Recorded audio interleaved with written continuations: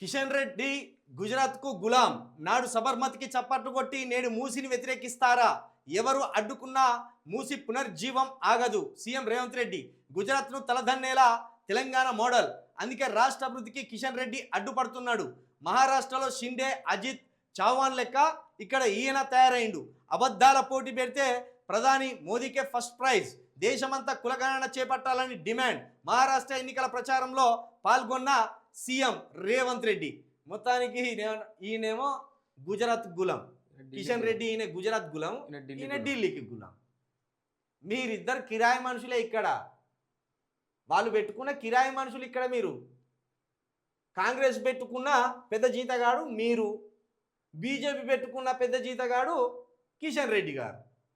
మీరు స్వయంగా లీడర్సా? మీరు ఓరు ఢిల్లీ గులాము, ఓరు గుజరాత్ గులాము. దీంట్లో కొత్తగా మీరు చెప్పేది ఏంది? నీకేదో స్వయం శక్తి ఉన్నట్టు, నీకేమో సొంత పార్టీ ఉన్నట్టు మాట్లాడుతుండ్రు రేవంత్ రెడ్డి గారు. నీకు సొంత పార్టీ ఉన్నదా? కాంగ్రెస్ సొంత మనిషివా? నువ్వు కాంగ్రెస్ జీతగాడివే, ఆయన బీజేపీ జీతగాడు. ఈయన ఏమంటాడు? ఆనాడు సభాపతికి చపాటు కొట్టి నేడు మూసిని వ్యతిరేకిస్తున్నాడు. ఆయన వ్యతిరేకిస్తలేడు, ఆయన కట్టాలని చెప్తాడు, మూసిని శుద్ధి చేయాలని చెప్తాడు. ఇక్కడ ఒక పెద్ద అబద్ధం ఏమాడుతున్నాడు అంటే రేవంత్ రెడ్డి గారు, మూసికి పునరుజ్జీవం మేము తీసుకొస్తాము అంటాను. అసలు మూసికి పునరుజ్జీవం అంటే ఏంటిది?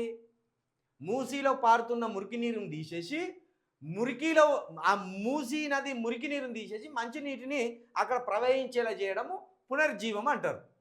అంటే ఇప్పుడు దేనికి పనికిరాని ఆ నీటిని తాగడానికి, వ్యవసాయానికి, ఇతర అవసరాలకు వాడుకునేలా చేయడము మూసి పునరుజ్జీవం. అది జరిగే పనేనా? మూసి పునరుజ్జీవం చేయాలంటే ముందు ఏం చేయాలి? డ్రైనేజ్ వ్యవస్థను పునరుద్ధరించాలి. డ్రైనేజ్ నీరంతా వాళ్ళకు పోకుండా అడ్డుకోవాలి. మరి ఆ డ్రైనేజ్ నీటిని ఎటు పంపుతాం అనేది ముందు చేయాలి కదా. అది చేయకుండా నేను మూసిలో మురికి నీటిని మంచి నీటిగా మారుస్తా అంటే నమ్మేది ఎవరు?